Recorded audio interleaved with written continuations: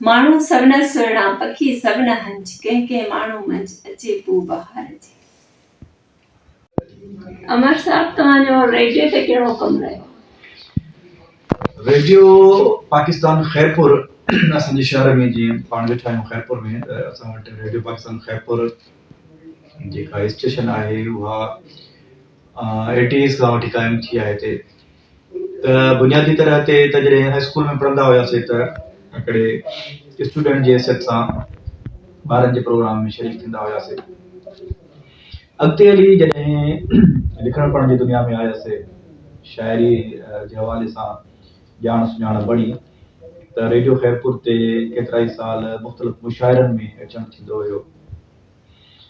साल 2000 में अॼु खां 23 साल अॻु में रेडियो पाकिस्तान खैरपुर ते हिकिड़े कॉम्पियर जी हैसियत सां मां रेडियो खे जॉइन कयो ऐं मोहम्मद अली अमर साहब रेडियो पाकिस्तान खैरपुर ते उन वक़्तु सीनियर प्रोड्यूसर हुया। उन्हनि मूंखे रेडियो ते अचण जी दावत ॾिनी ऐं शौकत ख़ासकेली साहब रेडियो जो सीनियर प्रोड्यूसर हुयो, उन्हनि मुंहिंजो ऑडिशन वरितो ऐं पोइ मां रेडियो पाकिस्तान खैरपुर ते कॉम्पियर बणिजी वियुसि। ऐं कॉम्पियर जी हैसियत सां केतिरा ई प्रोग्राम मां करे चुको आहियां ऐं मुख़्तलिफ़ नोयत जा। ऐं अॼु बि हिन वक़्तु बि मां 2 प्रोग्राम करे रहियो आहियां रेडियो ते। हिकिड़ो हफ़्तेवार अदबी प्रोग्राम आहे अदबी संगत, इन जे प्रोग्राम जो मां मेज़बान हूंदो आहियां ऐं ॿियो प्रोग्राम हूंदो आहे नओं सिज, सुबुह जो मॉर्निंग शो हूंदो आहे, उनजो बि मां मेज़बान आहियां। त इहे 2 प्रोग्राम मां हाणे हिन वक़्तु करे रहियो आहियां। ऐं अदबी संगत जो प्रोग्राम आहे उन में सभई अदीबनि जा इंटरव्यूज़ वठी चुको आहियां। ऐं रेडियो ते हिकिड़ी ॿी मुंहिंजी जेका एफिलिएशन रही आहे उहा राइटर जी हैसियत सां बि रही आहे। ऐं रेडियो ते मूं ॾहाको खनि सोलो प्लेज़ ड्रामास लिखिया आहिनि, उहे बि ब्रॉडकास्ट थिया आहिनि। ऐं रेडियो जेके स्क्रिप्ट्स आहिनि उहे त हज़ारनि जी तादाद में लिखिया आहिनि, छाकाणि 23 साल थी विया आहिनि हर हफ़्ते लिखूं था मुख़्तलिफ़ मौज़ूअनि ते। त उन्हनि स्क्रिप्ट्स जो हिकिड़ो किताबु मुंहिंजो शाया थियल आहे एश ट्रे जे नाले सां। ऐं जेके रेडियो ते मूं इंटरव्यूज़ वरिता आहिनि उन्हनि जो हिकिड़ो किताबु छपियल आहे आओ असां वटि बि।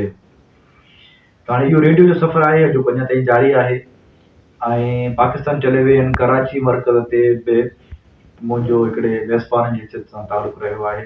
शुरूअ में मुख़्तलिफ़ मुशाइरनि जी मेज़बानी कई ऐं साल 2019 खां वठी रेडियो पाकिस्तान टेलीविज़न कराची मर्कज़ ते हफ़्तेवार अदबी प्रोग्राम थी रहियो आहे अदब संसार, उन में मां मेज़बानी करे रहियो आहियां ऐं डॉक्टर गुलाम मुस्तफ़ा सोलंकी साहब उन्हनि जो प्रोड्यूसर आहे। ऐं पाकिस्तान टेलीविज़न कराची मर्कज़ जो जेको जनरल मैनेजर आहे अमजद हुसैन शाह साहब, उहो हुनजो निगरान आहे। त इहो हफ़्तेवार प्रोग्राम मां करे रहियो आहियां। इन प्रोग्राम में बि तक़रीबन मां 150 खां मथे अदीबनि जा इंटरव्यूज़ करे चुको आहियां। उहे इंटरव्यूज़ हिकु तरफ़ आहिनि ऐं केतिरा ई ख़ासि प्रोग्राम थिया आहिनि जिन जी मां मेज़बानी कई आहे। शेख अयाज़ जे 100 साला पंहिंजो जनम ॾियारी जे हवाले सां ख़ासि प्रोग्राम थियो, सोहराब फ़कीर जे हवाले सां मुख़्तलिफ़ शख़्सियतुनि जे हवाले सां केतिरा ई प्रोग्राम होस्ट करे चुको आहियां। ऐं टीवी जे हवाले सां हिकिड़ो ॿियो मुंहिंजो कमु आहे, उहो आहे प्राइवेट चैनल्स आहिनि मुख़्तलिफ़ असां वटि कमु कनि था। सिंधी चैनल्स लाइ मूं कुझु ड्रामा लिखिया, सोलो प्लेस बि हुया, हिकिड़ो 5 डेज़ सीरियल बि हुयो। त उहे 5 खनि सोलो प्लेस ऐं हिकिड़ो 5 डेज़ सीरियल उहे मुंहिंजा राइटर जी हैसियत सां, ड्रामा निगार जी हैसियत सां उहे प्राइवेट चैनल्स ते उहे बि रिकॉर्ड थी ऐं टेलीकास्ट थी चुका आहिनि। त इहो कमु रहियो आहे रेडियो ऐं टीवी जे हवाले सां जो अञा ताईं जारी। अमर साहब, हींअर जेके नौजवान लिखनि पिया शाइर उन्हनि जे लाइ तव्हांजो छा पैगाम आहे?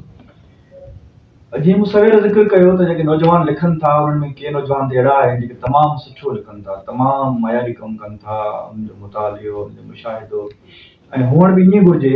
इहो नेचर जो उसूल बि आहे त हर नई जनरेशन जेका आहे जेकॾहिं पोइ जनरेशन खां बहितर नथी लिखे त उन्हनि जो सफ़र सजायो कोन्हे। पर ख़ुशी जी ॻाल्हि आहे त केतिरा ई नौजवान आहिनि तमामु सुठो लिखनि था ऐं नौजवान दोस्त जेके नवां अचणु चाहिनि था शायरी जी फील्ड में या शेर लिखणु चाहिनि था उन्हनि खे मां सलाह इहा कंदुसि ॾींदुसि ऐं इहा सलाह डॉक्टर तनवीर अब्बासी साहिबु असांजो सिंधी ॿोलीअ जो तमामु वॾो शाइर उहा इहा सलाह ॾींदो हुयो शाइरनि खे त तव्हां शाइरी लिखण महिल 3 मीम जेके आहिनि उन्हनि खे पंहिंजे ज़हन में रखो। हिकिड़ो मीम आहे मुतालियो, ॿियो मुशाहिदो, टियों मश्क। मुतालियो वधाइणु घुरिजे, पंहिंजी सिंधी ॿोलीअ जी शाइरी ॿियनि ॿोलियुनि जी शाइरी हमअसर दौर में जेका शाइरी थिए थी उनखे पढ़णु घुरिजे। असांखां अॻु में जेका क्लासिकल दौरनि जी शाइरी आहे जेके क्लासिकल शाइर आहिनि उन्हनि खे पढ़णु घुरिजे। परॾेही शाइर जेके आहिनि जेके अंग्रेज़ी में पढ़ी सघो था त उन्हनि खे पढ़ो या त तर्जुमनि जी सूरत में उन्हनि खे पढ़ो। उन मुताले जे वधण सां नवां नवां ख़्याल नवां जेके आहिनि शहरी हुस्नाकियूं तव्हां वटि अची वेंदियूं। मुशाहिदो पंहिंजो गहरो रखणु घुरिजे। मुशाहिदे जी अखि जेका आहे ज़िंदगीअ में असां जेको सफ़र कयूं था घर में ऑफिस में बाज़ार में सफ़र में मुशाहिदे खे तेज़ रखणु घुरिजे। शयुनि खे जेको आहे गहराई सां ॾिसणु घुरिजे। ऐं टी जेका आहे मश्क प्रैक्टिस। हिकु शाइर बल्कि आर्ट जी दुनिया में कोई बि शौक़ो हुजे हिकिड़ो रागी जेसि ताईं पंहिंजी प्रैक्टिस जेका आहे रियाज़ जारी न रखंदो तेसि ताईं मुंहिंजो राग जेको आहे उहो बिहिजी वेंदो।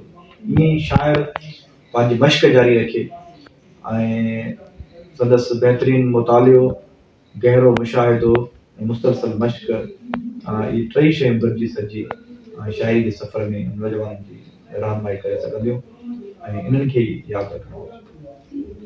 तव्हां सां मिली इलाही ख़ुशी थी। इंशाअल्लाह ज़िंदगी रही वरी मिलंदासीं।